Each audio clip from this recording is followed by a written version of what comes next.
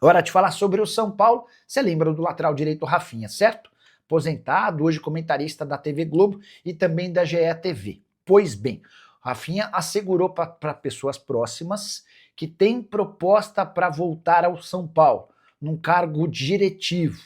São Paulo não confirma, mas admite que a relação do Rafinha com o elenco e com os homens da diretoria é excelente. E essa possibilidade está sendo estudada pelos lados da Barra Funda.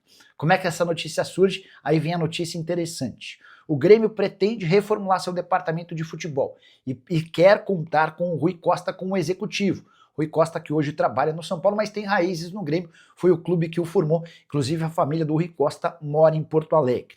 E o Rui Costa trabalharia ao lado do Rafinha na programação, no planejamento do Grêmio para 2026. Eles estiveram juntos no próprio São Paulo, Rafinha como atleta, o Rui Costa como executivo de futebol. Então dá para contar que Grêmio e São Paulo disputam não só o Rafinha, mas também o Rui Costa. Definição deve acontecer em breve. Já disse para vocês que o enfraquecimento do Carlos Belmonte, o diretor de futebol institucional de São Paulo, existe uma possibilidade grande de o Belmonte cair em dezembro, também enfraquece a possibilidade de permanência do Rui Costa. Rui é muito próximo do Belmonte e até por uma questão de lealdade, se confirmada a saída do Belmonte, Rui também deve deixar o tricolor. Então, o São Paulo ele tem esse plano de rejuvenescer o elenco, né? Então ele quer ter jogadores mais jovens e isso impacta diretamente na renovação com o Luiz Gustavo. Mas aí você fala, peraí, vamos pensar. O São Paulo, enquanto diretoria, afirma abertamente que quer tornar o elenco mais jovem. Só que aí como é que faz, então? Você quer deixar o elenco mais jovem, você só não renova com o Luiz Gustavo?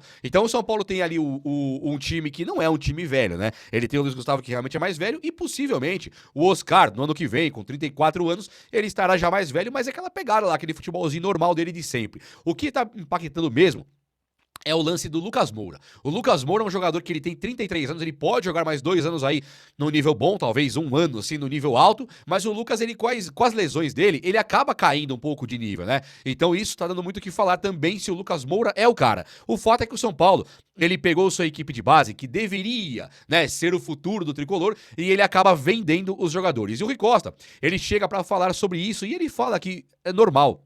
E aí, é claro que não é normal. Ele fala, se você analisar e comparar com o mercado, nossos rivais estão vendendo melhor, principalmente o Palmeiras. Ele fala, nosso rival. Então, você dá pra entender que é o Palmeiras que ele tá falando.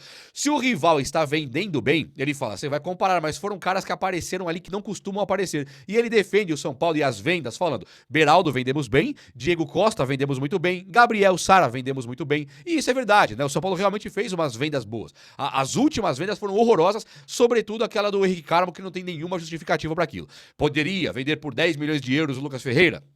Ainda vá lá. 60 milhões de reais, Lucas Ferreira, ainda vá lá. Né? O William Gomes deu aquele problema, acho que os 56 foi um absurdo de baixo, mas ainda vá lá. Agora o Henrique Carmo, por 30 e pouco ali, aquilo não tem nenhum sentido, e já tinha vendido o William Gomes e o Lucas Ferreira. Tinha a obrigação de segurar o Henrique Carmo. O Rui Costa, então, ele não tem essa razão toda que ele pensa que tem. Ele tem razão sim quando ele fala assim, ó, o São Paulo está fazendo um processo de recuperação. E essa recuperação teve que vender os caras. Quando der certo lá na frente, aí essas vendas terão sido muito importantes e serão melhor justificadas. Então, Rui Costa, é o seguinte, estamos esperando, hein? Estamos esperando resultado e positivo e imediatamente. E um dos resultados positivos para o São Paulo é ir para a Libertadores da América. Se nós pararmos para analisar também, a Libertadores da América não está tão difícil. O São Paulo tem que passar o Fluminense para pegar a 7ª vaga. G7 é certeza, porque Palmeiras ou Flamengo ganham a Libertadores. Então, era G6, Palmeiras ou Flamengo ganham a Libertadores, abre G7, porque é líder e vice-líder ali. Não tem como cair disso. E aí, abrindo o G7, o Fluminense tá na vaga. O São Paulo teria que passar o Fluminense. Só que o Cruzeiro também disputa a Copa do Brasil e o Fluminense também. Então, se caso acabe acontecendo de ter uma final entre Cruzeiro e Fluminense na Copa do Brasil, o São Paulo já tá na Libertadores sendo 8º, porque Fluminense ganha, abre uma vaga, Cruzeiro ganha, abre uma vaga, então a 8ª vaga fica aberta. Então nesse universo ridículo que o São Paulo fez assim uma campanha horrorosa em 2025, ele ainda acaba premiado numa Libertadores na 8ª colocação se essas combinações muito óbvias derem certo. E aí é o seguinte, o São Paulo pro ano que vem, ele já tá antecipando exames dos jogadores, tal, já preparando o time pro ano que vem, né? O São Paulo poderia colocar o Caleri pra jogar, por exemplo. Ele está segurando pro ano que vem. Logo, logo, volta Rian Francisco, volta também o André Silva. Então o São Paulo tem jogadores, e o Oscar. Então o São Paulo tem jogadores que vão voltar pro ano que vem. Principalmente, eu acho que contar com as melhoras, não é nem volta. É melhora significativa, fisicamente falando, né? A melhora significativa do Lucas Moura e também do Marcos Antônio é muito crucial pro ano que vem. O São Paulo, pro ano que vem, ele tem que ter o Lucas Moura e Marcos Antônio prontos, porque aí o time é outro. O São Paulo piora demais quando não tem o Marcos Antônio e ele melhora demais quando tem o Marcos Antônio. E isso aí não sou o que eu tô falando. É só você ver a queda que o São Paulo teve de Copa do Brasil, Libertadores e tudo quando o Marcos Antônio machucou e como o São Paulo melhora na hora que ele volta.